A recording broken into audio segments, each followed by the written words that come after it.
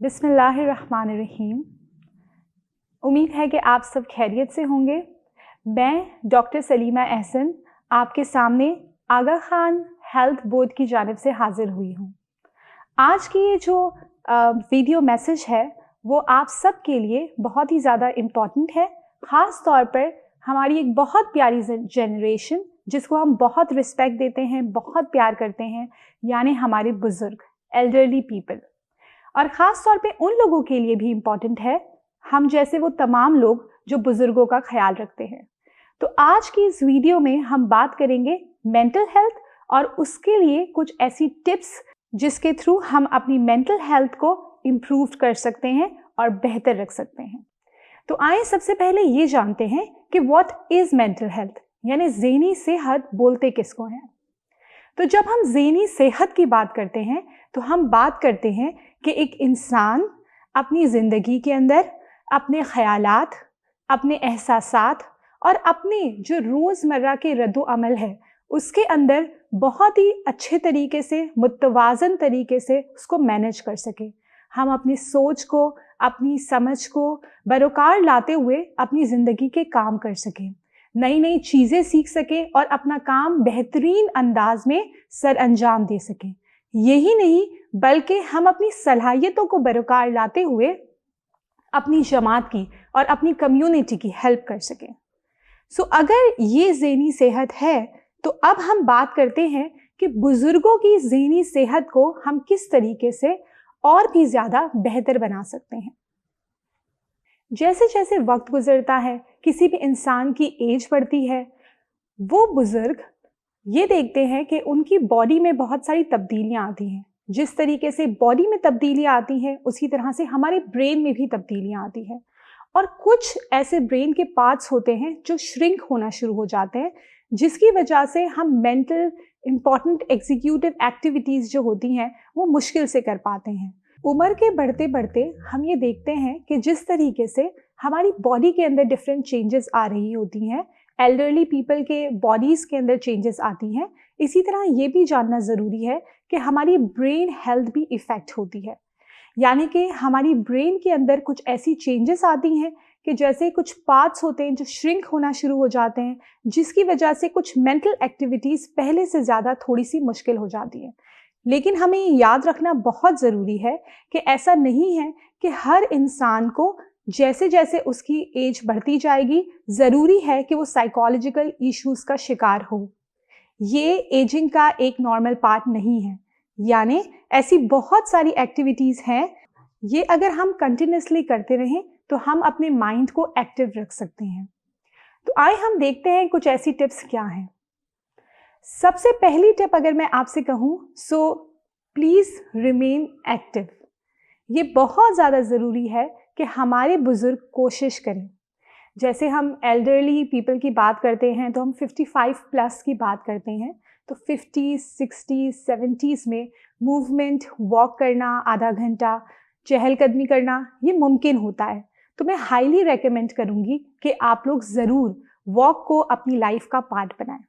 लेकिन इससे भी ज़्यादा उम्र की जब हम बात करते हैं तो अगर आपको कंटिन्यूस वॉक करने में मुश्किल है तो हल्की फुल्की चहलकदमी, अपनी जगह से दूसरी जगह उठकर जाना थोड़ी थोड़ी देर के बाद, ऐसे छोटे छोटे वॉक्स अगर आप अपनी ज़िंदगी में लेकर आते हैं तो ये आप लोगों के लिए बहुत अच्छी बात होगी।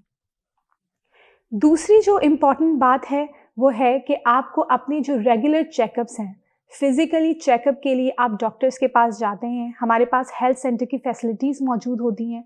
ये बहुत इम्पॉर्टेंट है कि आप रेगुलरली अपना चेकअप कराते रहें, क्योंकि देखिए जो मेंटल इलनेस होती है, अगर हम डिप्रेशन की, बाइपोलर डिसऑर्डर्स, ऐसी किसी बीमारियों की बात करें, एंजाइटीज़ की बात करें, तो अक्सर वो कभी कभार एसोसिएटेड हो जाती हैं फिज़िकल किसी कंडीशन की वजह से भी। तो बहुत इम्पॉर्टेंट है कि आप अपना चेकअप कराते रहें टाइम टू टाइम। अपनी दवाइयाँ अगर हैं तो वो टाइम टू टाइम लें, ताकि उनकी वजह से कोई और मेंटल इलनेस जो उससे एसोसिएटेड होती है उसका शिकार आप ना हों।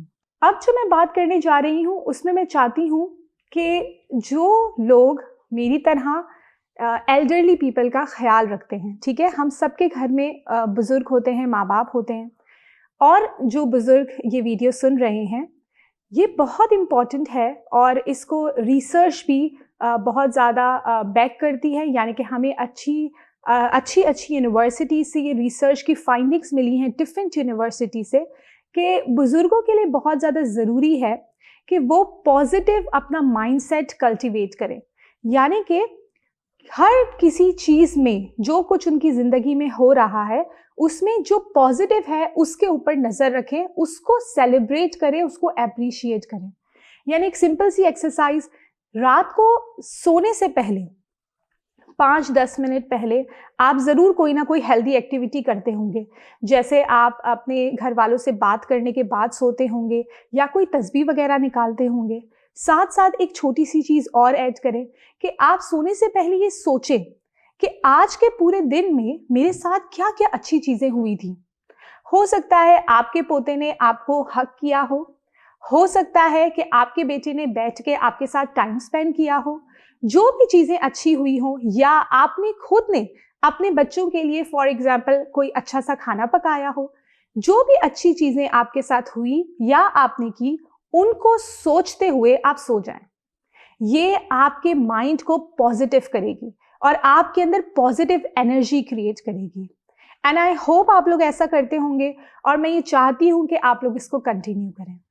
जब हम पॉजिटिविटी की बात करते हैं तो फिर एक और बात जो मैं केयर टेकर से और एल्डरली पीपल को समझाना चाहूँगी वो ये है कि हमें रिसर्च ये भी बताती है कि अगर हम अपने घर के एल्डरली पीपल को, बुज़ुर्गों को शामिल करें अपने रोज़मर्रा के या इम्पॉर्टेंट फैसलों के अंदर।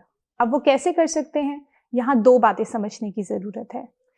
पहली बात ये कि बुज़ुर्गों के पास बहुत ज़्यादा एक्सपीरियंस होता है। बुज़ुर्गों के पास उन्होंने अपनी ज़िंदगी गुजारी होती है, वो अपनी दुनिया के बारे में, इस दुनिया के बारे में बहुत कुछ जानते हैं। लेकिन जैसे हम सब जानते हैं कि वक्त बदल रहा है, तो अब जब नई जनरेशन को कोई इम्पॉर्टेंट फैसला लेना है, नई जनरेशन को जब कोई इम्पॉर्टेंट फैसला लेना है तो वो बुज़ुर्गों को इसमें शामिल कर सकते हैं। इससे इनकी सेल्फ इस्टीम हाई होती है। मगर यहाँ बुज़ुर्गों को भी इस बात का ख्याल रखना है कि फ़ैसला बच्चों ने लेना है। आप मशवरा दे सकते हैं, अगर आपका मशवरा वो एक्सेप्ट करते हैं तो भी आप खुश होंगे, और अगर नहीं, क्योंकि वो वक्त के तकाज़ों को समझते हुए एक फ़ैसला लेते हैं, तो ये बहुत ज़्यादा ज़रूरी है कि आप उनको मशवरा दें और फिर फ़ैसला उन पर छोड़ दें। तो इस तरीके से अगर घर का माहौल बनता है कि जिसमें बुज़ुर्गों को भी शामिल किया जाता है फ़ैसला लेते वक्त, कोई भी इम्पॉर्टेंट फ़ैसला लेते वक्त, तो हार्मनी क्रिएट होती है फैमिली के अंदर और इससे सबकी ज़हनी सेहत पे भी बहुत अच्छा असर पड़ता है।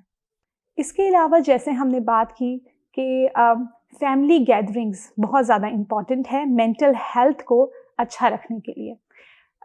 Time to time family gatherings होती रहें जिसमें डिफरेंट जनरेशन्स आपस में इंटरेक्ट करें, क्योंकि हमें रिसर्च ये भी बताती है कि जब बुज़ुर्ग अपने छोटे बच्चों के साथ, अपने पोते, अपने नवासों के साथ, यंगर जनरेशन के साथ जब कम्युनिकेट करते हैं तो वो बहुत ज़्यादा तरोताज़ा महसूस करते हैं।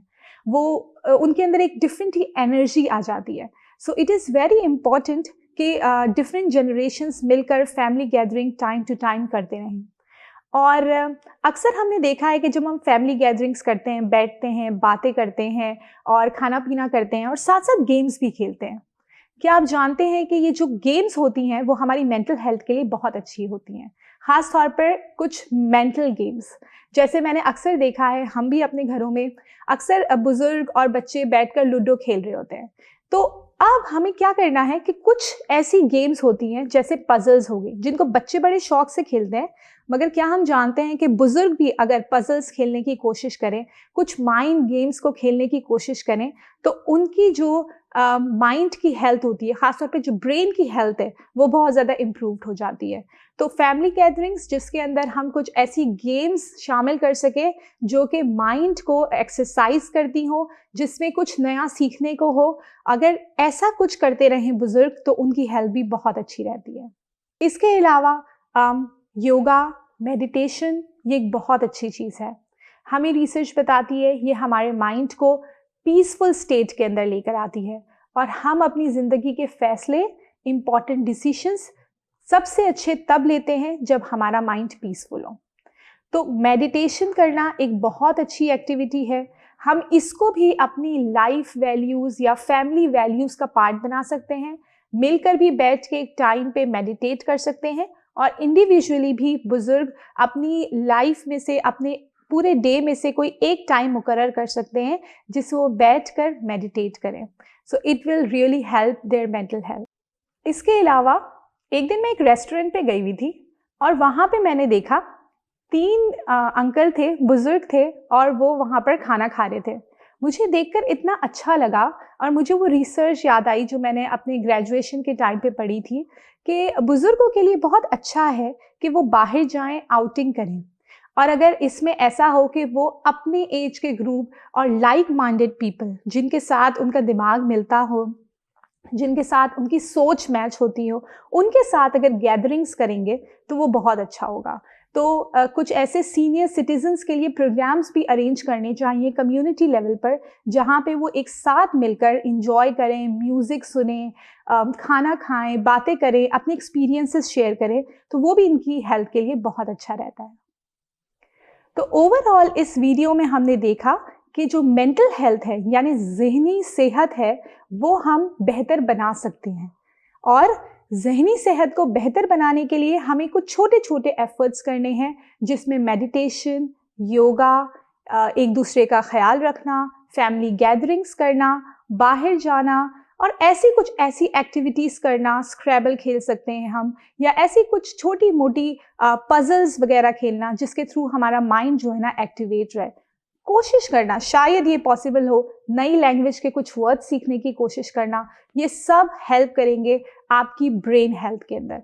अगर आपका ज़हन सेहतमंद होगा तो आप एक अच्छी और खुशगवार ज़िंदगी गुजार सकेंगे। शुक्रिया।